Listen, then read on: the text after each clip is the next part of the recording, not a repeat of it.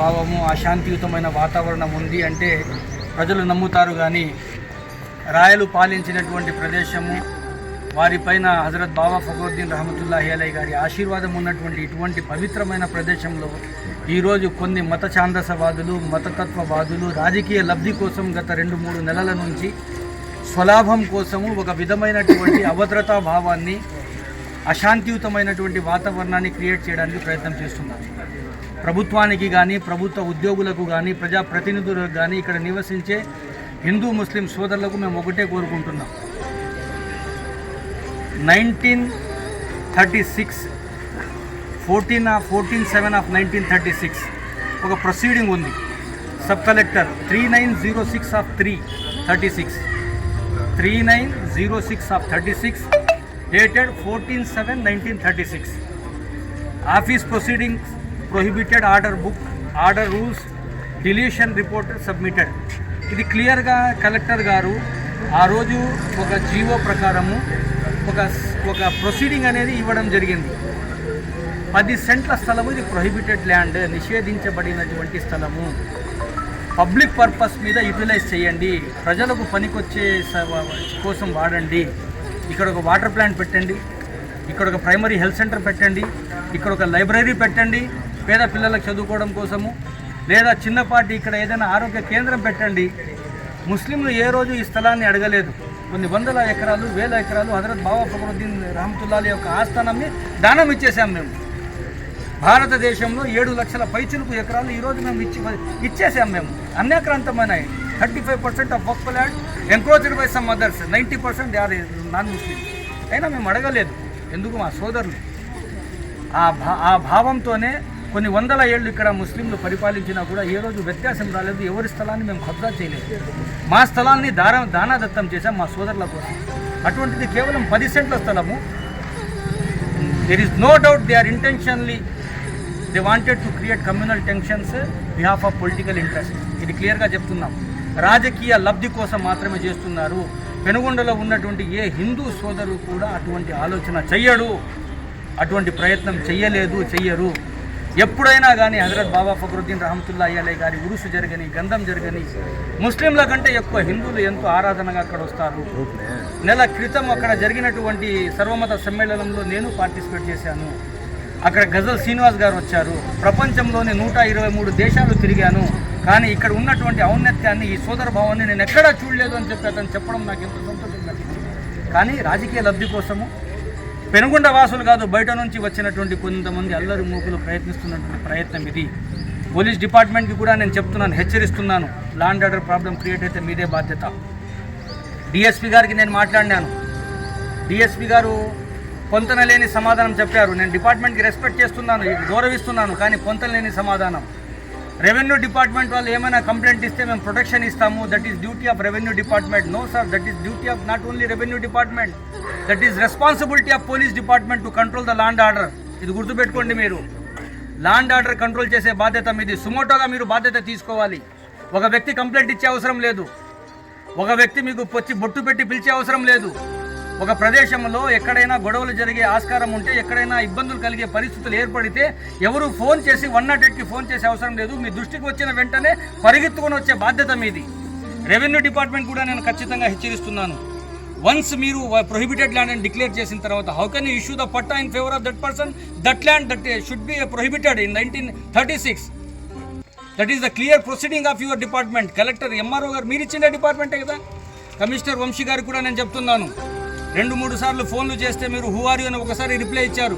Second time please explain in WhatsApp అన్నారు. అంటే duty మీరు వాట్సాప్లో, ఎస్ఎంఎస్లో చేస్తారా?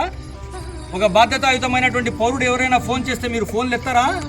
24 గంటలు కేవలం మీరు అధికారంలో ఉన్న వాళ్ళకి మీరు వత్తాసు పలికి పని చేస్తారా? ప్రజా సమస్యలు మీకు పట్టవా? సోదర భావంతో ఉన్నటువంటి ప్రదేశంలో అభద్రతా భావాన్ని గురి చేసి కేవలం పెనుగొండ సమస్య కాదు, భారతదేశంలోనే ప్రశాంతమైన వాతావరణం మన ఆంధ్ర రాష్ట్రంలో ఉంది. ప్రశాంతమైనటువంటి పరిస్థితులు ఇప్పుడు ఉన్నాయి. హిందూ ముస్లిం సోదరులలో ఎటువంటి వ్యత్యాసం లేని ప్రదేశం ఇది. ప్రతి ఒక్కరూ కోరుకునేటటువంటి శాంతియుతమైన వాతావరణం కోరుకునే ప్రదేశం కాబట్టి డిపార్ట్మెంట్ కూడా they have to respond, take responsibility. Sub collector గారు ట్రైనింగ్లో ఉన్నారు తిరుపతిలో, వారికి కూడా మాట్లాడడానికి ప్రయత్నం చేశాము, కానీ వారి సీసీ గారు చాలా మంచి రెస్పాండ్ ఇచ్చారు. గతంలో ఈ యొక్క ఇష్యూను ఆపిండేది కూడా సబ్ కలెక్టర్ గారే. వారికి మేము సెల్యూట్ చేస్తున్నాము, గౌరవిస్తున్నాం. వాళ్ళ బాధ్యత వాళ్ళు నిర్వర్తించారు. కలెక్టర్ గారు కూడా నిన్న రెస్పాండ్ అయ్యారు. ఇక్కడ నుంచి కొంతమంది ప్రాతినిధ్యం వహించి అక్కడ పోయి రిప్రజెంటేషన్ ఇచ్చారు. వెంటనే కలెక్టర్ గారు ఇది సెన్సిటివ్ మ్యాటర్, ఎందుకు మీరు నిర్లక్ష్యం చేస్తున్నారు? పోలీస్కి అడిగితే కంప్లైంట్ లేదంటారు, రెవెన్యూ వాళ్ళకి అడిగితే నేను బయట ఉన్నాను వస్తానంటారు, మున్సిపల్ కమిషనర్కి తెలిస్తే నేను చెప్పాను డిపార్ట్మెంట్ వాళ్ళు వస్తారంటారు. ఎవరికి దాగుడు మూతలు? ఎవరి కోసం, ఎవరిని సంతృప్తి పరచడానికి మీరు ఈ పని చేస్తున్నారు? ఎలక్షన్లు 2-3 నెలలు పెట్టుకొని ఇటువంటి వాతావరణం వల్ల మీరు ప్రజలకు భద్రత ఇచ్చే పరిస్థితుల్లో మీరు అభద్రతా భావాన్ని సృష్టిస్తారా? ఇది తప్పు, మానుకోండి. ఈ ఇష్యూ ఇక్కడితో ఆగదు. ఈరోజు జుమ్మా నమాజ్ తరువాత ఉన్నటువంటి పెనుగొండ వాసులంతా దీని గురించి పెద్ద ఎత్తున నిరసన తెలపాలని అనుకున్నాము.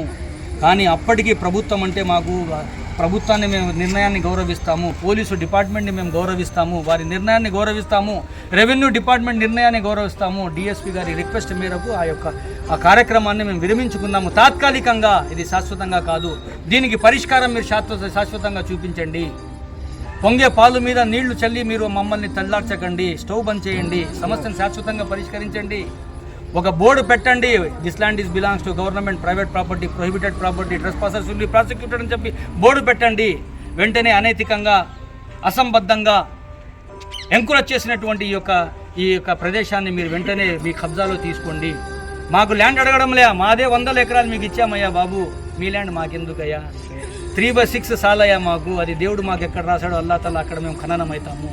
మాకు భూమి మీద ఆశ లేదు, భూమి కింద మాకు జీవనం అనేది ఉంటుంది. కాబట్టి దయచేసి రాజకీయ నాయకులు కూడా హెచ్చరిస్తున్నాను, అది వైసీపీ కానీ, టీడీపీ కానీ, ఇంకో ఏ పార్టీ అయినా కానీ, ఏ పార్టీకి మాకు సంబంధం లేదు. ఒక ప్రజాప్రతినిధి దగ్గర పోయి కొంతమంది మేడం లేదా సార్ మాకు ఇక్కడ ఈ సమస్య ఉంది మీరు పరిష్కరించండి అంటే, కోర్టు నుంచి మీరు ఆర్డర్ తెచ్చుకోండి, నేను పోలీసులకు చెప్తాను. నువ్వేంది మా కోర్టు నుంచి ఆర్డర్ తెస్తే చెప్పేది? నిక్కరేసుకుంటే పిల్లోడు ఆర్డర్ తీసుకొని పోయి ఆపగలడు. Do not disturb the nature of the land until further disposal of the case. Interim order ఇది. ఎవరైనా తెచ్చుకుంటే ఆపచ్చు, చిన్న పిల్లోడు ఆపచ్చు. ప్రజాప్రతినిధి అన్న తర్వాత మీ బాధ్యత ఏమిటి? సమస్య ఉత్పన్నం కాకముందు దాన్ని అణగదొక్కల్లా, సమస్య వచ్చిన తర్వాత పరిష్కారం చేస్తే అది కాలే కొట్టంలో బీడీ కాల్చుకోవడం తప్పితే ప్రజా సమస్యల పరిష్కారం కాదు. ఇది గుర్తుంచుకోండి. దీని పర్యావసనం మీరు రాబోయే 2 నెలల తర్వాత ఏప్రిల్లో ఓటు రూపంలో చూపిస్తారు. ప్రజలు దానికి రెడీగా ఉన్నారు. మీరు కూడా సిద్ధం కాండి. హిందూ ముస్లిం సోదరులు మేము కలిసిమెలిసి ఉన్నాం. వారి కోసం ప్రాణత్యాగం చేయడానికి కూడా మేము సిద్ధంగా ఉన్నాం. కానీ వాళ్ళను కొంతమంది రెచ్చగొట్టి శాశ్వతమైనటువంటి సమస్య ఇక్కడ సృష్టించే ప్రయత్నం చేస్తున్నారు. దాన్ని అరికట్టమని కోరుకుంటున్నాము. ఇటు అధికార పార్టీ కానీ, ప్రతిపక్ష పార్టీ కానీ మిన్నమీషాలు వేయకుండా, కళ్ళు మూసుకొని పాలు తాగినట్టు తాగకుండా ప్రజల సమస్యలు పరిష్కారం చేసి ఆ తర్వాత మీరు ఓటు అడగండి. మీ ఉచితాలకు లోబడి మేము ఎక్కడ మిమ్మల్ని ఓటు వేయడం లేదు. మాకు సమస్య వస్తే పరిష్కరిస్తారని చెప్పి అమాయకమైనటువంటి ముస్లింలు కానీ, దళితులు కానీ మిమ్మల్ని ఎన్నుకుంటారు. అదే సమస్య మీరే సృష్టిస్తే వెనుకోండి, ఎవరి దగ్గర పోల్లా ప్రజలు రోడ్లోకి వచ్చి తిరగబడతారు. గుర్తుంచుకోండి. ఓట్లు అడిగేకి మీరు రాలేరు మా మధ్యలో, గుర్తుంచుకోండి. కాబట్టి దయచేసి ప్రజాప్రతినిధులకు irrespective of party and irrespective of community we request, please solve the problem permanently. కేవలం ఎన్నికల కోసం కాదు, శాశ్వతంగా ఈ సమస్య పరిష్కారం చేయండి. క్లియర్లీ ఇంకోసారి నేను చదువుతాను, ఇంకోసారి చెప్తున్నాను. కలెక్టర్ గారు కూడా రిక్వెస్ట్ చేస్తున్నాను, జిల్లాకు మీరు మెజిస్ట్రేట్ గారు, మీరే జిల్లాకి కలెక్టర్ రాజు, వెంటనే సమస్యను చాలా సెన్సిటివ్గా తీసుకోండి, సీరియస్గా తీసుకోండి. Ones which land is declared as a prohibited, it's life long A prohibited. రెండోది కోర్టులో ఉంది ల్యాండ్ మీదంటున్నారు. లెట్ కమ్స్ ఆర్డర్ రాని, కోర్టు ఏం నిర్ణయం ఇస్తుందో. కోర్టు ఆర్డర్ ఇచ్చిన తర్వాత మేము ఎన్నో త్యాగాలు చేశాం. మాది అని కోర్టు చెప్పిన తర్వాత కూడా మీదే అయినా మేము వాళ్ళకి ఇస్తున్నామంటే కూడా గౌరవించాం. మేము కోర్టు అంటే ఎంత గౌరవం, చట్టాల మీద భరోసా ఉంది, న్యాయస్థానం మీద భరోసా ఉంది.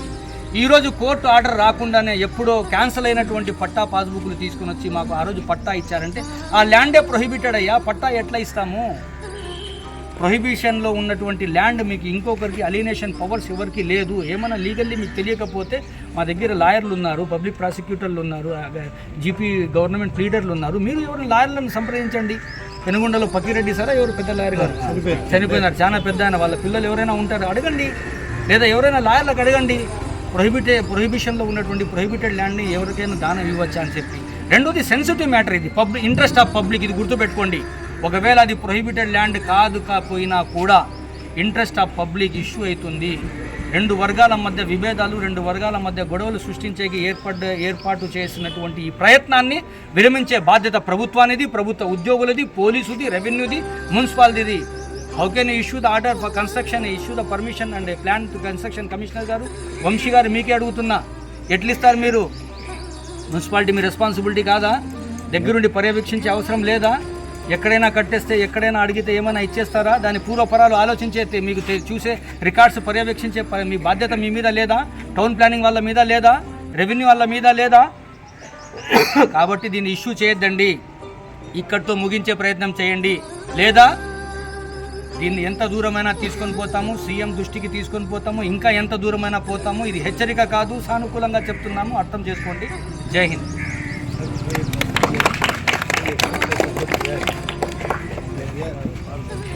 अब ये